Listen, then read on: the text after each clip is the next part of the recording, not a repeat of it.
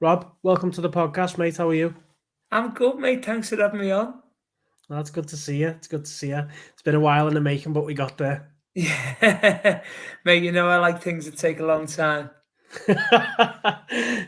So before we get into things in the Liverpool side of things, I want to talk to you about you first of all.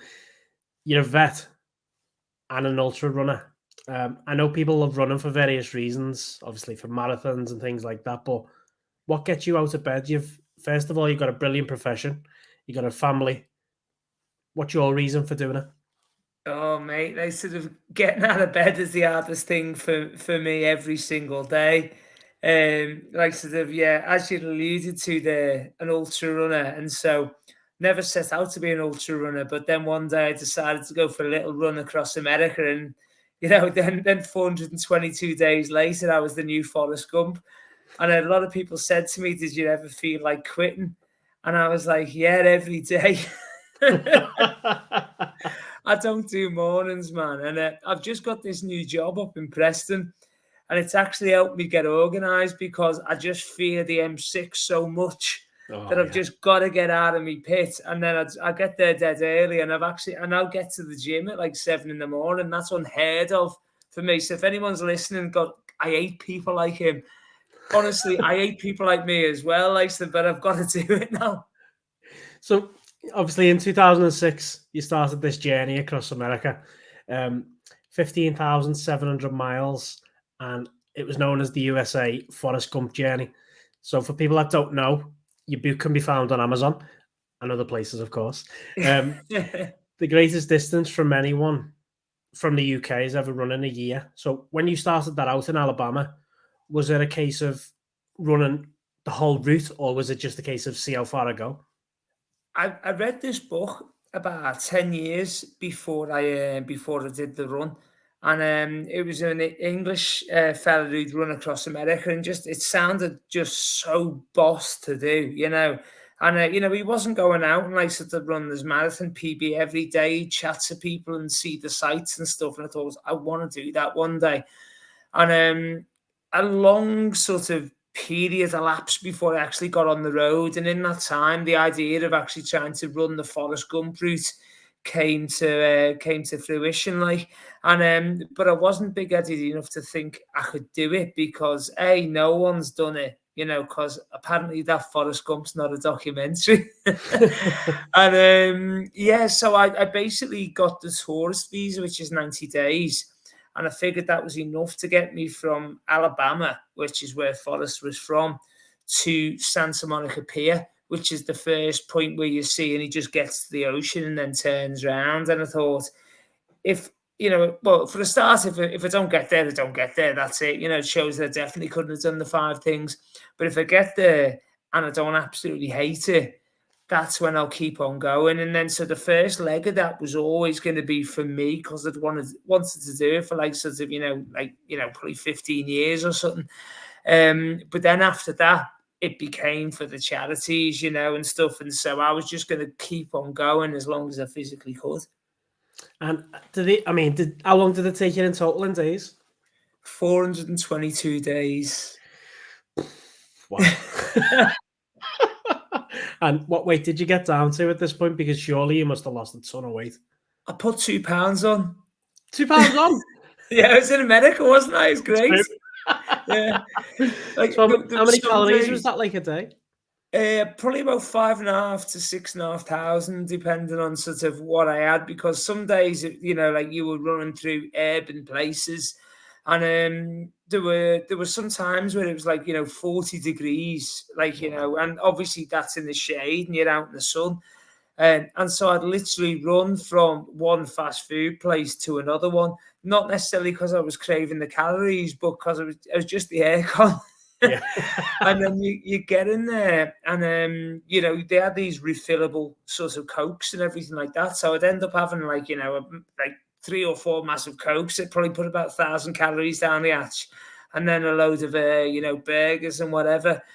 And I can tell you one combination that is very, very dangerous, which is a large Coke with all the caffeine, Yeah. followed by a Powerade with all the electrolytes. Now, if if anybody's medically trained, they'll know that isn't going to be very good for your guts. And there are a couple of times where there was a dash behind the bush. I was going to say that, yeah. I didn't even think about that. I'm bad at the best of times if I eat fast food, never mind anything else. But it was just a case of where and when. Oh no, yeah, absolutely, yeah. Like, and there was like some of the times I was there, like about half the time, my girlfriend was supporting me, and half the time I was just pushing all my stuff in a pram. And there was one occasion, sort of, where I basically just pushed this pram like into a bush, and I dived into the bush. And obviously, a concerned passerby was like in the car, and then they were like, "Oh my God, someone's just dumped their baby there." We've heard about dropping the kids off, like, but when she got out the car, I just said, "Don't be alarmed." I said, "I'm in the bush and there's no baby." So, when you're running across, obviously, this is just one of many that you've done, but have you got any mad stories from it? Because I've seen someone recently running across Africa and he's getting held at gunpoint and getting all their equipment stuff took off them and everything like that. Have you got any mad things that happened to you? Obviously, you're talking about Russ there, Yeah. sort of, he's a bit of a crazy lad himself, but good fun. Like, sort of, there was one moment like where I definitely empathized with everything that he had, and I was crossing from rural Pennsylvania into New York, actually the other way around, New York into Pennsylvania, and I saw this fella who must have been about 18, 19 stone. But the sort of fella who's fat, but he's packed full of muscle as well, that sort of thing, and like almost like a prop forward, but 6'3". Yeah. And he threw this bag of rubbish across his garden, and I thought that's a bit weird, but you do what you want, can't you? And then this bag of rubbish hits the floor and it rolls over, but it's got legs, and I'm like, obviously, I'm a vet, so I'm not overly keen with him throwing his dog across the garden. But the way your brain thinks about a million things dead quick, and like you could write them all out, and it'd take you 5 minutes to think to do what your brain's done in like 5 seconds. And I thought, no, I can't say anything. I'm in the middle of nowhere, but then I've got to say something about this. And he runs across the garden and just like punts this dog in the belly. But then suddenly, like, can I swear on this? Yeah, go for it. Yeah. And I just go, like, in me, like, the best Scouse accents, obviously a quarter of his size, going, "Hey, you fucking," I went, "Don't kick your fucking dog," And he goes, "What did you say?" And it was like, it sounded like a cross between The Dark Knight and Bane, and I was like, oh my God. And then I just went, "You heard me, don't kick." And, if you kick off like anyone like that in the UK, everybody backs down, only because they just think we got a mad Scouser here. Yeah. But this fella just starts running towards me, and I'm like, oh my God. This is one of the times where I had me stroller. So I'm pushing this pram down the road, getting chased by this fella with the dog wagging his tail after him, like instant forgiveness. And we go about 200 meters, and then he stops and he's gassed. He's like, pulling the air in. But then he turns around and runs back to his house. He doesn't walk back to our house. I'm like, why are you running? Why are you running back to your house? And I was like, oh my God. So I literally stop, take a screen grab on Google Maps and send a message to me missus saying, if you don't hear from me in the next few hours, this is where you direct the police. And then so I legged it. And then, of course, every like car that goes past me, I'm like looking to see if it's like a huge skinhead, and he doesn't come after me. But the mad thing is me missus gets this message and then me reception cuts out. So she calls up to find out what's going on. And then there's just no answer. And it's just like, oh my God. Oh, that's horrendous, isn't it? When did you next get in touch? Later, but I'd actually been in a brewery for a few hours after that then. And this was the swings and roundabouts in America. And to be fair, I'm mentioning this dude. He was one of 3 people that I can like instantly recall in my head who just going the 3 bad eggs who I met out of about, 4, 5, 6,000 people, that I met. And it was just great. And that night in the brewery, I go in there, I'm staying with a tattoo artist in town that I reached out to on Couchsurf, and he said, yeah, come and stay at mine. I was in the bar, nobody would let me buy a drink. And then this fella goes, do you want like a cap from the brewery? Goes and gets a cap from like the merch stand that they've got there, but goes to the cashier on the way back, comes back with $200.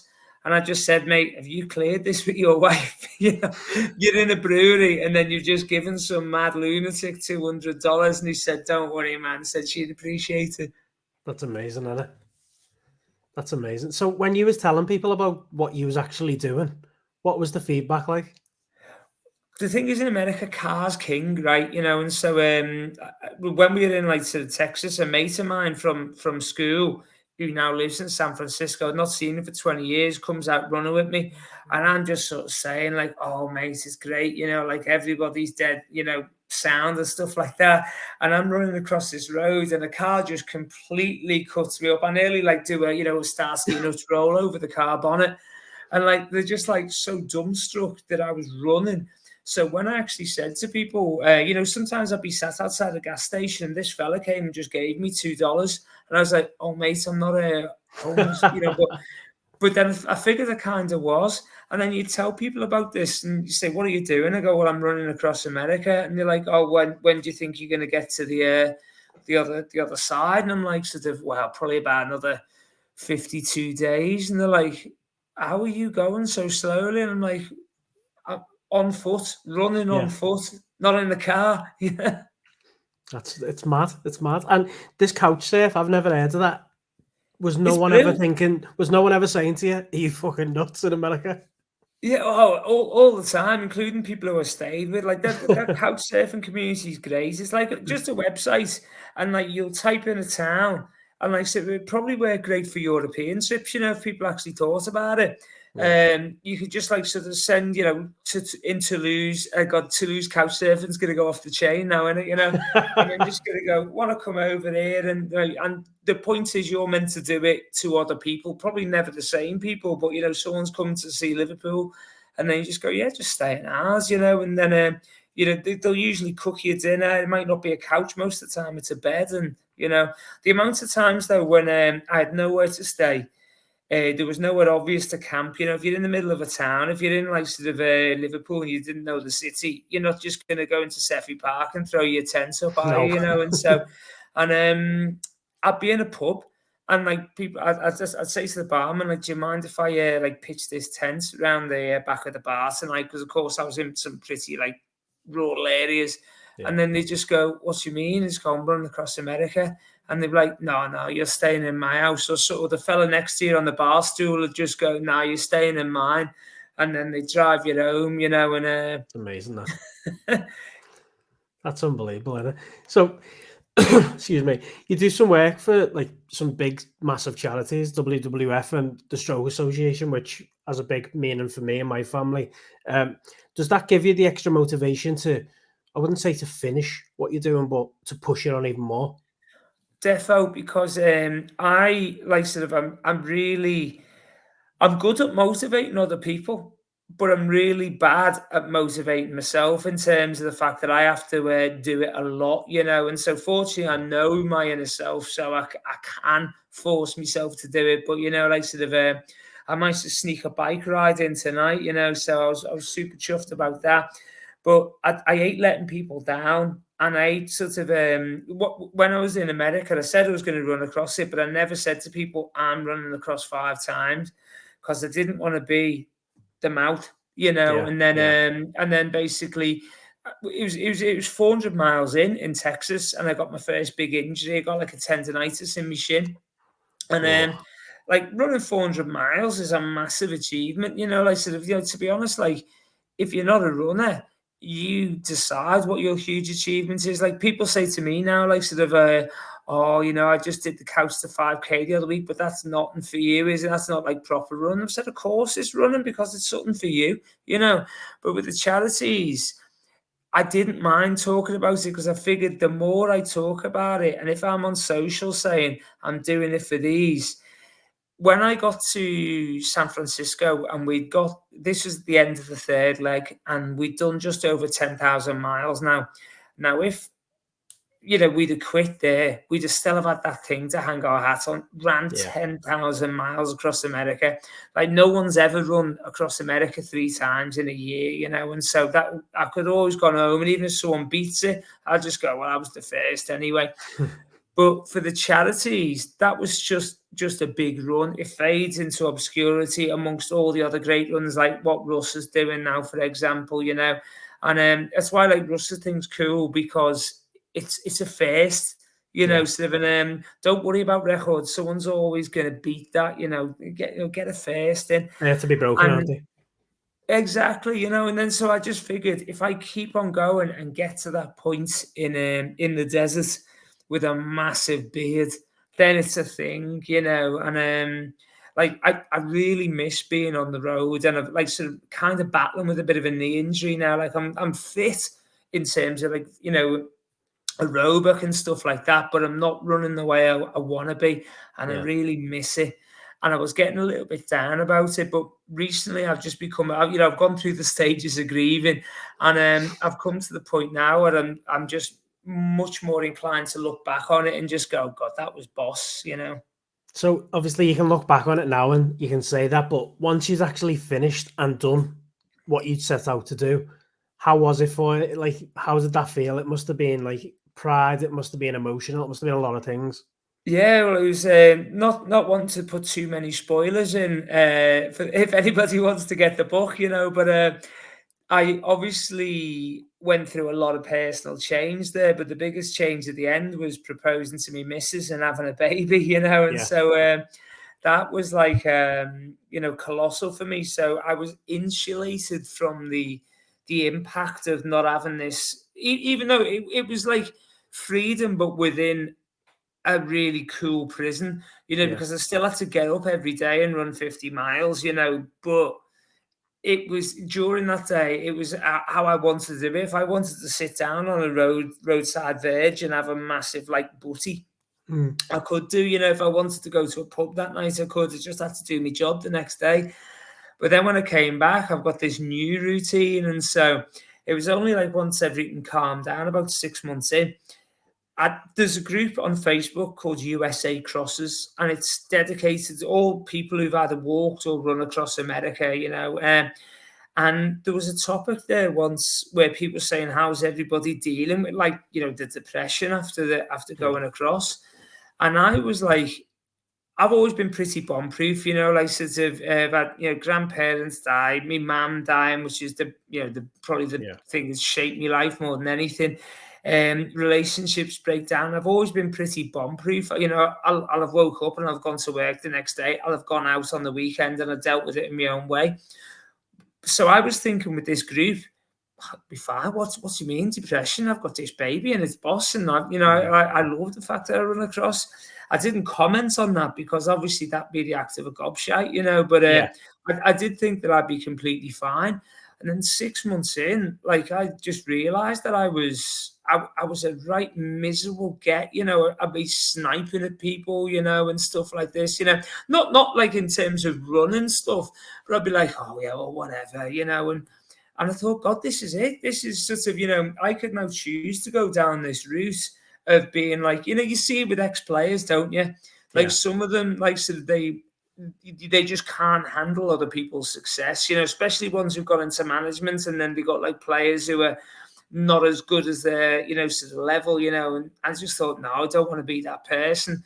And I just wish I'd actually paid more attention to that thread at the time and headed it off at the pass, and then I wouldn't have had 6 months of being a bit of a bastard. At least you picked up on it, though. At least you figured it out. That's the main thing, exactly. Isn't it? Why aren't my mates calling me? Okay, so obviously that one was, that's something that not many people are going to do in their lifetime, let's be honest, but the Sahara Desert Marathon is something that I've seen a couple of people talk about and raise money for. It makes me need a drink thinking about it, first of all. But you suffered pneumonia doing this, so how on earth did you get through this to begin with before pneumonia? The one thing is, so we're talking about the Marathon des Sables here, and it's one of the races that gets called the hardest race in the world. Now, there's quite a few of them there, and this is probably the most commercial of all of them, and as such, sort of it gets a bit derided. Oh, it's not that hard. An 80-year-old fella did it. But the one thing is, because of the nature of the terrain, so it's 6 days, doing about 160 miles across the Sahara. The last stage is ceremonial, so it's only about sort of 6 miles. So they pack it in them 5 days. You carry all your own stuff apart from your water, which gets replenished each day, and you camp in these open-sided tents with 10 people you've never met before. And the best thing about it is it's a bit like circuits at the gym. So everybody comes out of that as knackered as everybody else. You race it, you destroy your legs, you get like sort of, the whole, sort of I have run a marathon type thing. But if you trek it, because anybody without any major injuries and like with the persistence can probably finish this, but you'll trek. And if you trek, you cook and you dehydrate. And so, the next morning, everyone's looking at each other and everyone's in bits. And it doesn't matter that someone's took twice as long as me or, sort of the winner or stuff like that. So, like I came 14th and I was 8th at one point. And so I was running on the long stage in the desert. So 82 kilometers this one is. And there's a sandstorm. And so, sometimes it's like when you're hungover and you've got a glass of water at the side of your bed, but you can't be bothered reaching and going and having a drink, even though it will make massive dividends later. So I had a face covering in my bag, but it would have involved taking my bag off, going down to the bottom, getting it out, putting it on. I thought, no, it'll be all right. And I get to the end, and this Italian guy had helped me massively through the stage. Like I was about to drop out, and he was like, sort of, he didn't speak much English, but he's like, "Come on, Robbie, you run with me 4 kilometers." And I was like, "Get in there, Thomas," Yeah. And then the next day, I was running, and I had to like sort of, I think basically avoid losing half an hour on the person who's behind me. And then suddenly I was having this massive asthma attack, and I'm not asthmatic. And somebody gave me their inhaler, and I ended up coughing, and this thing hit the back of my teeth. And it was like a ball of like brown, sandy mucus. And so basically what had happened in the sandstorm, I'd inhaled a load of sand and had a collapsed lung because it blocked off one of my lung lobes. And so all the air just gets dissolved into your blood, but then doesn't get replenished because you're not breathing in. And so I had that. I also had a bit of pancreatitis or like liver inflammation because I was mostly eating pork scratchings. Athlete's diet. Yeah, I was trying to get the most calories in 100 grams possible. And I was having that Idaho instant mash with pork scratchings and chili oil. Oh my God. Yeah, I know, mate. Like in the desert, like sort of when you're having to craft into a bag. And so I decided to have chili oil. So yeah, I wasn't pretty by the end. And at the end of that 82 kilometer stage, I was in bits. And I go to the tent and me feet, they're bleeding.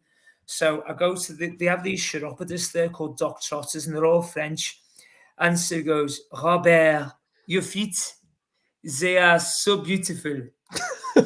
You have no blisters, unlike anybody I've seen so far. So why do you have to kick so many rocks? You're going to lose 3 toenails." And then he basically drilled a hole in 3 of my toenails to let the blood out behind him. And eventually they all fell off. But, despite all this, I would recommend it to anybody who's been wavering or thinks, I just want to do something mad, because it's an unbelievable experience. And I'm hoping to go back, not this coming April, because it's going to be me missus's birthday and I'll get murdered. But the April after that, I think I'm going to go back. And you mentioned the Stroke Association, then, like sort of, it sounds like me and you might have had a similar sort of thing, mate, because when I was actually in the Sahara, I got the news that my mum-in-law had a life-changing stroke, and I was going to come home, but the family said, you got to stay out, you got to do that for Sue. And not long after that, like sort of a year after Dave, my dad-in-law sort of had a similar thing, and so I then went on and did the Two Peaks Challenge. So I ran from Snowdon via Liverpool to Scafell for Dave and Sue. Snowdon was for Sue and Scafell was for Dave, and unfortunately both of them have since passed now. And so I'm wondering whether I might go back one day and see if I can do the Three Peaks and pop up to Ben Nevis, and get one for you, mate. Oh, brilliant, that, mate. Love that.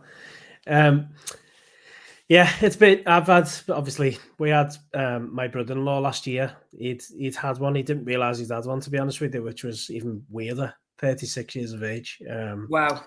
Yeah, gets dropped off at A&E. That's the thing, mate. People don't realise it can literally happen at any age. It's just a blood vessel going pop, and we are just literally bags of blood and bone, and we can go wrong at any point, can't we? That's it. Yeah, 36 years of age. I wouldn't say healthy because we loved a little bevy on a weekend, but more than healthy. Far too soon. Sore arm, goes into A&E, found multiple fucking tumors throughout the body, and then within 6 weeks, mate, just gone. Life changing for me and obviously for the family, and like you've been through this experience with your missus and family. So yeah, it's shit, but this is part and parcel of the reason of me starting this podcast, to be honest with you, because it's allowed me to speak to people and reach out to people when you don't really want to speak to people, if you get what I mean. Yeah, no, absolutely. And that's the one thing, mate, like sort of on my second leg, I stopped to take a photo of the sunset in Arizona, and tell you what, never mind doing the Marathon des Sables, if you can even just get to Arizona to see some of them sunsets, they are off the chain. And I stood there for about 20 minutes because it was that boss. And this lad pulls up in a car and he says, "Are you walking across America?" And I was like, well, running across. Yeah. Got that in. And he'd walked across from Washington to California, and he was going the opposite way. He'd literally only got crew that day. His mates had driven over from LA to come and pick him up. And if I hadn't stopped there for 20 minutes, we'd have never known about each other. And the whole point about his walk was a thing called Let's Talk. And it was saying, like, we're on the phones and, so you could call your mate up, but you don't because you can't be bothered. So you send them a message and stuff like that. And he says, we've got to stop that. We just got to start talking to people. That's why politics has gone mad, because like you can't have a sensible debate now, because if you're in the pub and this fella goes, well, I disagree with this, you realise that he's not like shouting and calling me an idiot. But on Twitter, he's calling me an idiot here, isn't he? Yeah. And then you're straight back at him. And so, yeah, like I had days in America where I was literally, I would have been couch surfing. And I was just like, I booked it and it's free, but I don't want to speak to anyone. I literally want to go in, do me stretches, have something to eat and go to bed. And you get to the door, open the door, and they'd open it with a smile and they go, "How are you?" And you'd be like, "I'm all right, mate." And then you talk to them for about 5 minutes. And then you'd realise at the end of the night, it was them wanting to go to bed and you were chatting away to them, and like sort of human, like sort of, even though this is virtual, we're still actually talking to each other, and it's just so important. You need to verbalise things, we've got to move away from this texting shite. Oh, not off. Well, this week, funny enough, on Saturday coming, so I texted a couple of the lads who I haven't seen for quite some time, to be honest with you, and I've been the one that doesn't do this, but I approached them and said, listen, let's just grab a tent.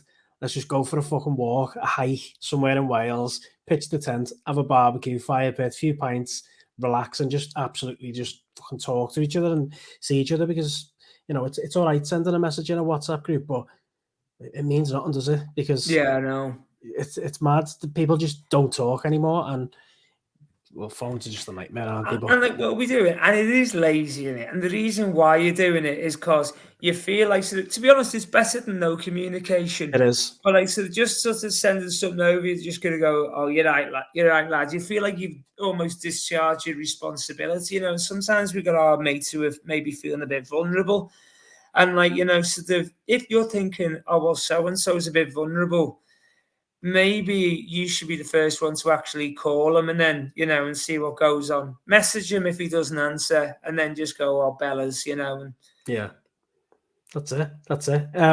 Okay, well, I've ran through a couple of things about your unbelievable runs, let's say, across America and the Sahara and things like that. Tony, who obviously has put us in contact, has spoke to me to say you was approached by the Australian Olympics team. What the hell is that about?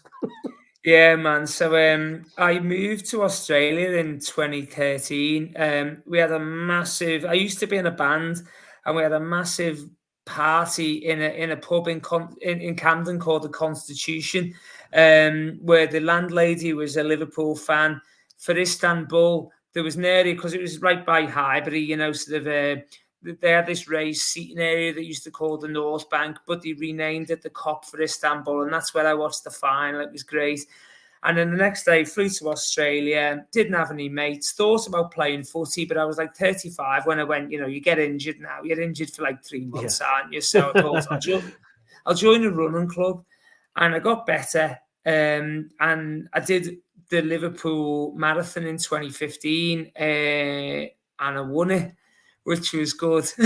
Yeah. And the year after, I won it again and did my PB. But in between, I got picked to run for the state of Victoria. And so I was like, oh my God, like this is a mega honour. And so I run the Sydney Marathon and come 10th. Wow. But everybody in front of me was either Kenyan or Japanese. So I go across the line and the coach just goes, congratulations, Rob, you're Australian champion. And I'm like, oh, but you know, like I'm not I'm not Australian, don't you? And he goes, doesn't matter, mate, you've been here long enough. And so I get this proper actual gold medal. Like, I'm sure it's not like 24 carat and stuff like that, but it's not one of the ones you got out of Tascas, you know? Yeah. So, and actually, once I got it, I took it off and put it in my pocket purely because I figured that there must have been some sort of mistake. Someone was going to say, we need the medal back. And I'd have just gone, I don't know where it is. I put it down before, you know? And so, and I was walking down the street and my phone goes and it's a fella and he's head of Athletics Australia. So it's like Seb Coe calling you up. Yeah. And he goes, congratulations, Rob. And I'm like, thanks, mate. And he goes, you know, today was an IAAF gold race, yeah? And I'm like, yeah. And he goes, do you know what that means? And I'm like, well, it's on telly. And he goes, yeah, mate. And if you come in the top 10 in an IAAF gold race, you qualify automatically for the Olympics. So you've qualified for Rio, mate. And I'm just like, does this mean I'm going to the Olympics? And he goes, not quite, mate. We've got some people who are going to try for the qualifying time. And if they get the time, it'll be faster than you. And they'll go because they're Australian. But if they don't, would you consider switching nationality? And I just thought, yeah, mate, absolutely. You know, too, right?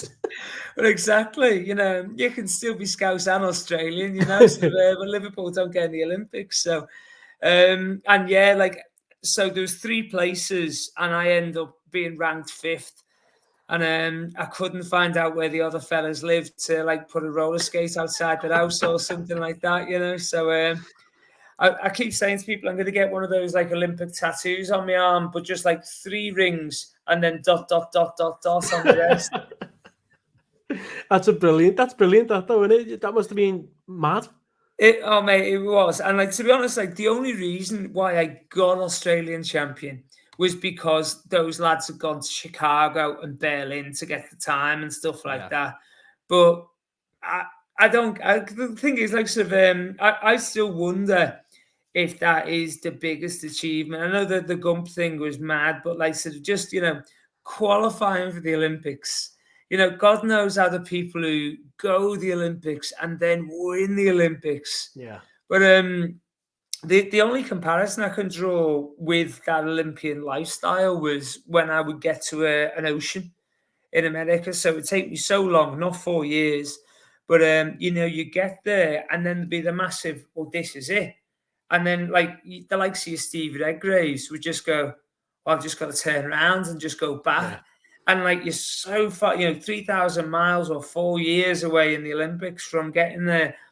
And like I wouldn't say that I've got the Olympian mindset, but you get an insight into that because just the first bit when you turn around is a little bit soul destroying. Was it so when you do that turnaround? Is it a point of thinking, I don't think I can do this, or is it like I've got to do this now? But that happened every day. It literally would. You'd wake up and you go like I remember the first time I really cottoned onto it because I'd been like sort of struggling in the mornings for a long time, and then I actually just sort of verbalized. I just can't run 47 miles today, and then I thought to myself, well, you did 50 yesterday, and you've got to do 60 in 2 days' time anyway, so. What are you going to do? Like, if you're in a tent in the middle of nowhere, are you just going to sit in your tent? And then, are you going to feel better in the day? Probably not. You're going to kick yourself that you didn't make progress that day. So there was never a day on the road, apart from when I was literally in bits, injury-wise. So that day in Texas when I had my first problem, I still did 8 miles, I think, that day. The first one I had where it was a complete stop was I was crossing from Arkansas into Tennessee the next day. And I think I was listening to Liverpool-Leicester and we won 2-0. And I was like running dead fast because I was enjoying it, So I found out like sort of midway through the first crossing that I could listen to the commentary on the website. And so every like sort of, week or so, I just have 90 minutes of a run, which was like the best run of my week. Even if you got beat, like sort of, there was this one point in Arizona, I had massive like headwind. I had a huge like 2-mile train going to me left and then like an interstate to me right. And I was on this service road in between them and I was just listening to Liverpool and it was boss. But that day I get into the RV and I feel something just pop a little bit in my quad and I'm like, bit weird. And then the next day I run again on it, but 12 miles in, it's just so painful. I have to stop and I walk the rest of the day. I'm in this mobile home park because Nadine and Jenna, my van, with her. And I literally woke up the next morning and my leg was like a watermelon. I couldn't walk to the toilet. I had to literally hop 30 meters to the toilet and come back. And I said, I can't do anything today. Same the next day. And then we were sitting down for dinner that night and I said, listen, if I can't walk in the morning, we're just going to have to go home because Nadine was about to fly home anyway because we were just running out of money. And I said, like, this is going to be 6 to 8 weeks. So I can't just sit here and do nothing. But I woke up in the morning and it was a bit sore, but not too bad. And I walked to the bog and it was fine. And so, I got there and then I walked 27 miles that day, 33 the next day, and then started the running after that. And you just got going. I got lucky. I definitely got lucky. Yeah. That's usually, like you said, 6 to 8 weeks you finish that. Yeah. Do you reckon Nabby would have carried on? Fuck. He only kicked the grid in the axe and he was finished. Don't fucking start me on him. All right, let's move on to this motivational speaking that you do then. So you do visits, you do talks. How do you find that, first of all? Like you said, that you struggle to motivate yourself sometimes, but going into, I don't know what places you actually do. I'd imagine from schools to workplaces to events, things like that. How do you find doing them? Is it daunting when you first walk in, or is it something that you just now, it's like a second nature to you? The thing is, it's always daunting because you've got a huge amount of imposter syndrome going on, and stuff because, at the end of the day, we're all the same. And this run, people said it couldn't be done, just couldn't be done. And there's like 6 billion on this planet. And so the first person who ever really commits to it from start to finish does it. So am I either the 1 in 6 billion who's got the 1 in 6 billion chance of trying it first? Yeah. Or are we all capable of doing this? And so you remember that. And so, like, the thing is, I've seen some motivational talks. It's somebody like sort of who's like, imagine like, super good looking, they drive a Ferrari, you know, so they live in a penthouse and stuff like that. And they're telling you how perfect you can sort of, you know, your life can be. I'm just going to go, oh, God, mate, you're doing me head in, like, and stuff, you know. And you need to be realistic. And I think sort of someone like myself who does struggle, like sort of, you know, I have to keep telling me these things. I don't get up. It doesn't come easy to me and stuff like that. You know, some things I do better than others. Some things I do worse than others. But I do know what it takes to get these sort of things done. And like some of it is unfortunately just you've got to graft. You know, like so there's very few shortcuts, you know, but believe in yourself is absolutely paramount, because if you don't, you know, no one will they? No one will, exactly. And like sort of I'm the sort of person who I might sort of outwardly sort of self-doubt. Like say for example, me and you were in the pub and we were discussing sort of the fact that oh yeah, let's do this now. If Ireland get to the World Cup final, I've got this knee injury at the moment, and I don't know really what's going on. It's kind of baffling some doctors as well. I ran across Ireland last year, and I think if Ireland get to the Rugby World Cup final, I wouldn't mind being in Ireland for that. Oh, and I might just, because what I do is I run to an ocean and then I turn around and go back. And so even though I've had a bit of a break since I was last in at the Irish Sea, I might go back to Dublin and get to Galway. So I've got all these massive doubts. I've not been doing that much running training. I'm probably only doing about 20 odd mile a week at the moment. And I don't know what this knee's going to do, but I'm going to give it a go. You know, and I'm going to see how it gets. And you know what? If I only get to, you know, sort of 40K in and I've got to stop, that doesn't matter, because the important thing is always getting to the start line. I think that's what a lot of people sort of, you know, they don't get themselves that start line. So one of my big things when I chat to people is like, oh, just give it a go. You know, you don't even have to tell anyone, you know, but I find that telling people is a very powerful motivator, because, you know, especially given, well, exactly, or at least start. And one thing is like sort of if I give it the big chat, you know, sort of I like to do in a way. I'm, you know, I'm not going out there and saying I'm the greatest ultra runner ever, because I'm not. You know, there's a Lithuanian guy called Alexander Sorokin who's run 192 miles in 24 hours. Most that I've done is 136, you know. And so for me to give it the big I am, like some people do on social, that's not for me. And then I do hope as a result that if I do fail a third of the way in, people are more inclined to just go, well, you're still sound. Yeah, that's it. That's what you wanted. Yeah. Rather than watching it going, I really hope this fella cocks up halfway through. I want to see him crying. Love that. Okay, so now we spoke about you. Let's talk about Liverpool then. Obviously, massive Liverpool fan like myself. You sit close to Tony, who put us in touch, like I've said. What's been your thoughts on the season so far? It's one of those ones where you don't want to get ahead of yourself. It's a little bit like me on that run. I don't want to say to people I'm going to run across 5 times, and I don't want to say people Liverpool are going to win the league. But, you know, this is... It's got to the point people are saying this is like, you know, the Klopp 2.0 and stuff like that. But you know what? This has given me the levels of excitement that I haven't had since 13, 14. The Rodgers year where we really thought we were going to win the league, because this front five is just incredible, you know, sort of, and we've got the Maverick in Darwin, haven't we? You know, everyone's got this, you know, specific role. You know, Mo's just Mo. You know, sort of. He was actually. I was thinking about this the other day. I wonder what John Barnes would have been like if we'd have played this system then. Could you imagine Barnesy like on that right wing, just cutting in, like sort of? It would have been a sight to see. You know, Mo's Mo. Jota, he just reminds me of Rush. Works hard, he's lean, he poaches, he's great in the air, you know. Gakpo is just so silky, isn't he? You know, like sort of, you know, and like sort of, I don't even know what type of player he is. All I know is I like him. Yeah. And then you got Diaz, who, to be honest, is maybe the closest thing to a left wing Barnes we've had, you know, sort of he's even more Barnes than Sadio was. And then we got Captain Chaos.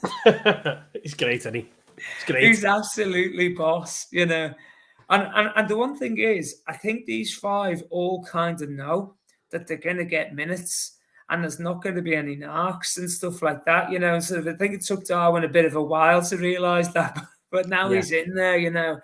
It's going to be something. And then obviously the midfield, well, you just look at the class that Bellingham's showing in Spain and you think, would he have been enough on his own? But he probably wouldn't have been, you know. No. You know, sort of, and like especially because like now that defence looked really shaky last season. Yeah, we make the odd mistakes, but that's because we're hypercritical of everything like that. People were battering Verge for you know, sort of Bowen's thing on Saturday. He had his leg fully extended, and Bowen was down about 2 inches off the deck. You know, people saying Verge should have got his head on that. Could you imagine? That'd have been the weirdest challenge of all time. It's one of them, weren't it? I think it was very clever from Bowen. I think people just are really quick to get on Van Dijk's back because of what they've seen, but you know, he's human at the end of the day.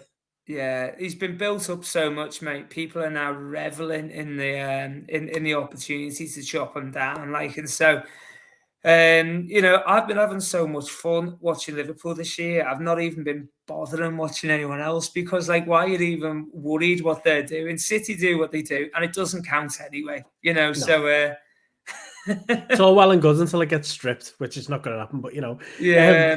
Unfortunately, they won't strip him of this year's now, and they are now a self-fulfilling behemoth. Because now they can just, you know, they can just sell that fullback for 50 million and buy another one for 60. So we've got to put up with them now. But I hope I would be fully up for the open top bus parade in 2013. It's happening. It's happening. Okay, what are your thoughts on Szoboszlai?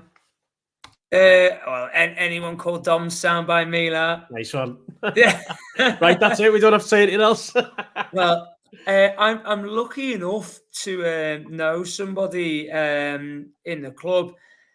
So John Power, who is not just the lead singer of Cast, but also the club doctor. And so I went to school with him, and he had a little chat with Dom, and he said, so, like, what's like Budapest like? It's like a really great city, isn't it? You know, I said, what time do all the bars like sort of, you know, close out there? And Dom goes, when I tell them to. Right, that's it. Whatever, he owns Hungary. Yeah, I know. And the thing is, it was so weird because, like, sort of, he's captain of a side that destroyed England twice. Now, I know there's only one big margin of victory, but the other one was, like, you know, it made a mockery of, like, sort of, you know, Declan Rice in midfield. And, like, you just think, why was no one else in for him? He doesn't miss games. He's big. He's fast. He can run for days. He can smack it. It's almost as if, like, you know, I don't know, as if it was meant to be like a destiny thing, but then I thought that about Bellingham as well. So. Well, the thing is, that's a question for you then. So would you rather have got Bellingham and the squad as it is now, or would you rather have gone out and got the McAllister, the Szoboszlai, I mean, let's put Endo in there because that is part of the money, let's be honest, and maybe this Andre guy from Brazil in January. What would you have rather done if you look at it now? Obviously, it's hypothetical. Oh, well, 100% now. Like, sort of, I think anybody now who says they'd have Bellingham in isolation, you know, is just being stubborn.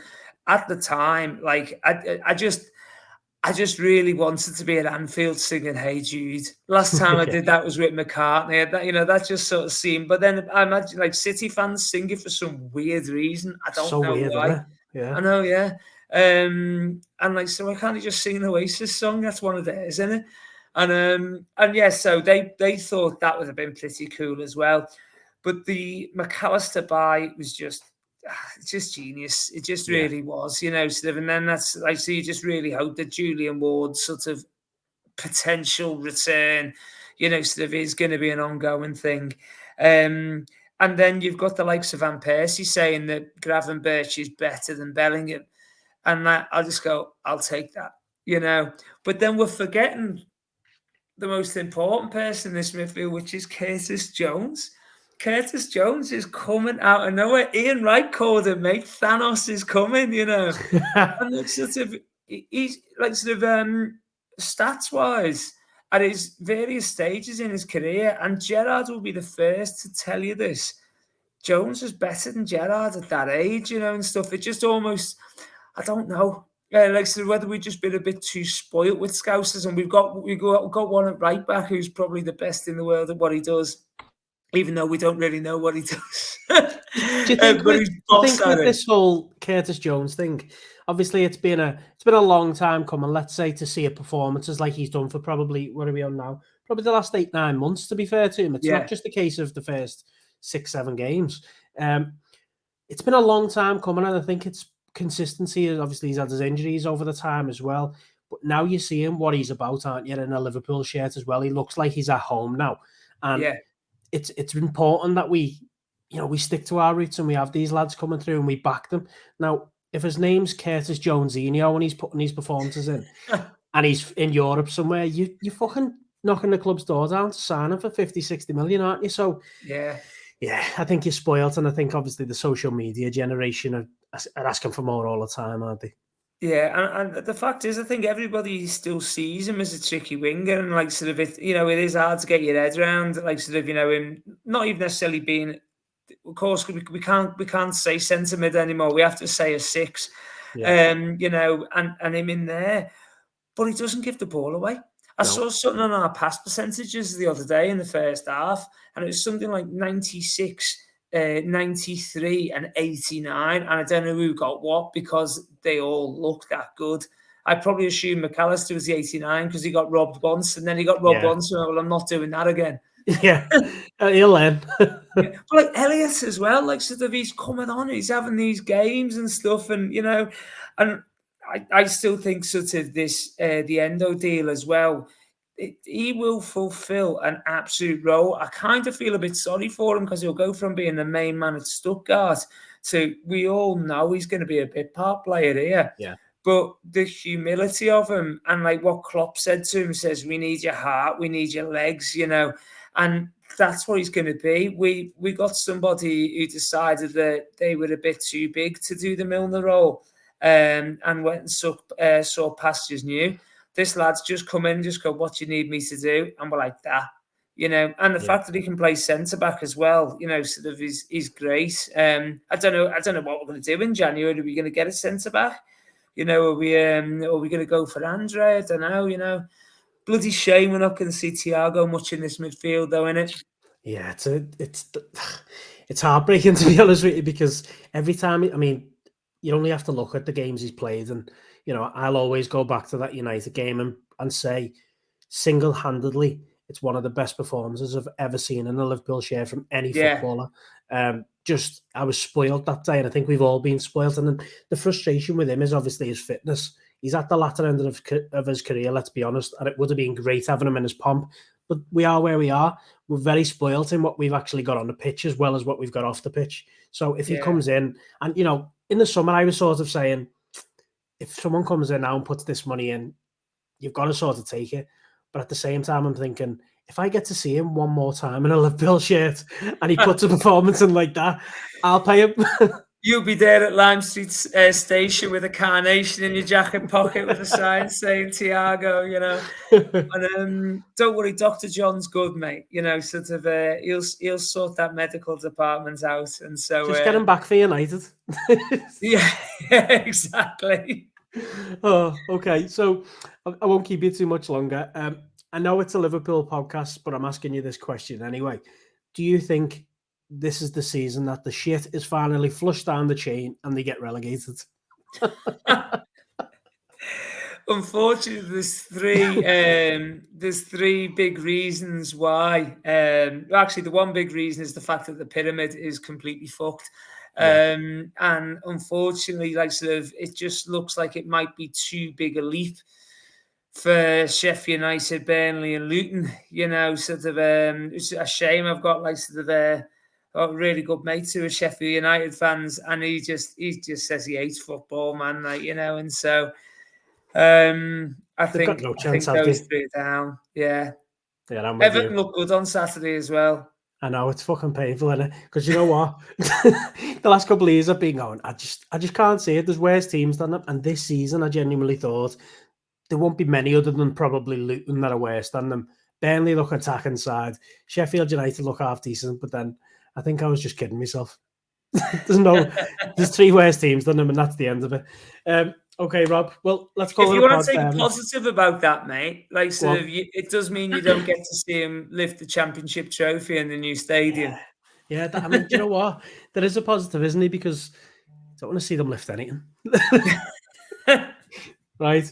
I'm going to call it a pod there, mate. Obviously, thanks for your time and thanks for taking the length of time that you have to record tonight. It's been superb, to be honest, and I've met a really good fella, and I'm glad about that. So, thanks for your time, and I hope everyone who's listened has enjoyed it as well. Cheers, mate. See you for the pints in the old barn. Let's go. Catch you later.